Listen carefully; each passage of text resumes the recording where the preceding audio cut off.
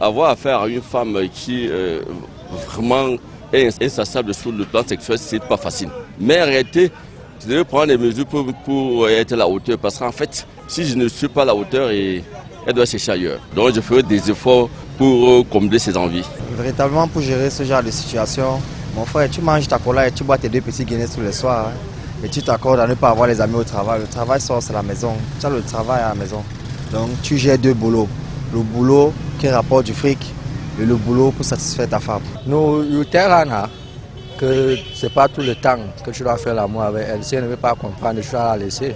You tell her the truth that you cannot be making love with her all the time. Vous pouvez arranger ça à 2. Des choses comme ça, là, tu ne peux pas appeler ta famille dedans. Pour une autre personne, peut-être qu'elle va voir le médecin ou bien un spécialiste, mais si c'est pour moi, je dois parler à ma femme que ce n'est pas tous les jours.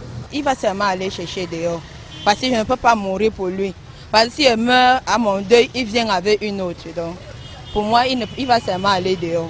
Je prends ma quantité, il part avec le reste. Le dialogue ne doit rien changer parce que c'est dans sa tête. Il a déjà mis ça dans sa tête. Et dès que la tête commande, le bas exécute. Une seconde femme, oui. C'est sa maman l'a accouché pour moi. Une seconde femme, oui. Peut-être même avec une seconde femme, je préfère même. Elle aussi, elle vient voir ce que je vis dedans.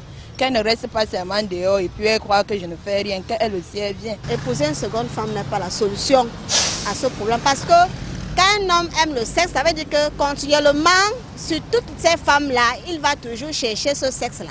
Donc, la femme à la maison doit regarder le problème. Quelque part, il y a un problème. Soit elle ne satisfait pas bien le mari. Il faut qu'elle revoie sa propre situation. Si elle-même répond à ses désirs. Dans le cas où c'est peut-être une maladie, il faut donc rencontrer un psychologue, un psychiatre pour voir le problème. Pour gérer le problème, c'est ce que je pense. Ce genre de personnes, il n'y a pas de médicaments pour eux. Je ne sais pas encore jusqu'où la science est arrivée à ce niveau, mais je crois que pour eux, là, il n'y a rien à faire.